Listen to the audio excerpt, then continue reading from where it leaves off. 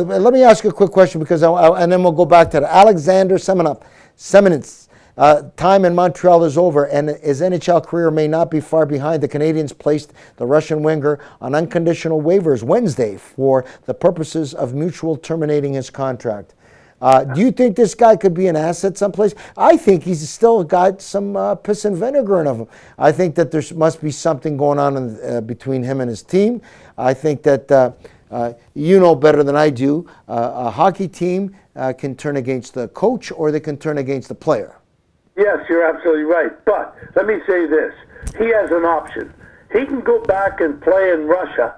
He can go back and play in Russia and get himself $2-3 million a year, play 48 games in the KHL, and he lives there. I mean, that's a no-brainer for me if I was he.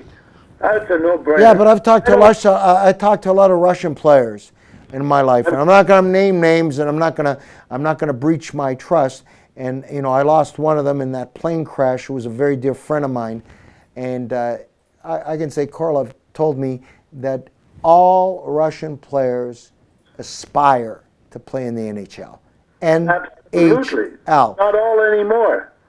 How about this guy Radulov, who was with Nashville, and he plays in the KHL and hasn't. He told not me, but a guy, a real good friend in Russia. He says, "I'm staying home. I'm making more money than I ever dreamed I could." Yeah, but those are the guys who want just strictly money. But there's a lot of guys who play to play. And, you know, a lot of guys want, like Jágr can go to Europe and make the same fucking money at his age. He's a big brand. Jágr's huge. People love Jágr. He's a huge brand. Jágr wants to play here.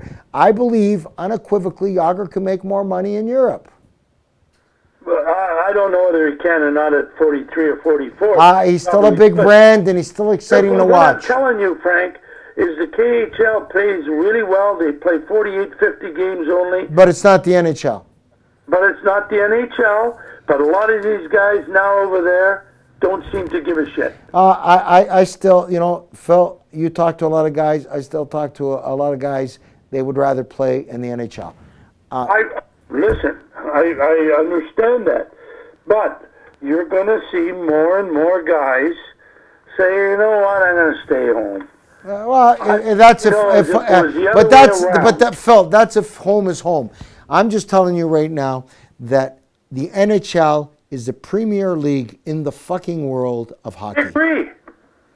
That's all I'm saying to you. I think the KHL has done a great job in branding and creating. I don't believe that at this stage they're a massive competitor to the NHL, but they've created a great league and a great brand, and there's lots of money, and a lot of the guys who play in the ownership, when I'm saying play that business, have big fucking money. But the KHL has had huge issues with some guys not getting paid on time, on some issues with the planes being very old. Oh, those are old issues now, man. They are. I've been on their planes, and those are old issues. Okay, well, Phil, I'm just saying that the NHL's got a huge standard. It's got unbelievable focus on branding, and a lot. Listen, I talked yesterday. I'm not going to mention any. No, not yesterday. What was yesterday? Yesterday was Wednesday. On Monday, to a very bright hockey player from Russia, good guy, and he was at a friend of mine's office, and he was happier than a pig in shit to come and play in the NHL, or he was going to play. Sure. And he said to me, I love Russia. I'm born and raised in Russia. Love my country, but I love to play in NHL. So, end the story. Yeah, and I agree with you.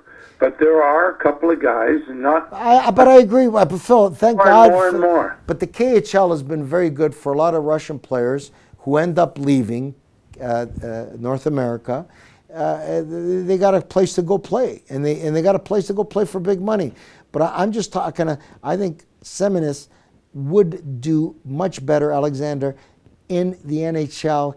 I think that something happened between him and Montreal and the team. No, it happened with Washington. It happened in Carolina. This guy's not going to get another chance in the NHL. I can tell you. He made $1 million, only $1 million. And he was on unconditional waivers and nobody picked him up. How old is he? He's, I don't know, same age as Ovechkin, 29 maybe? So he's a young guy. Yeah.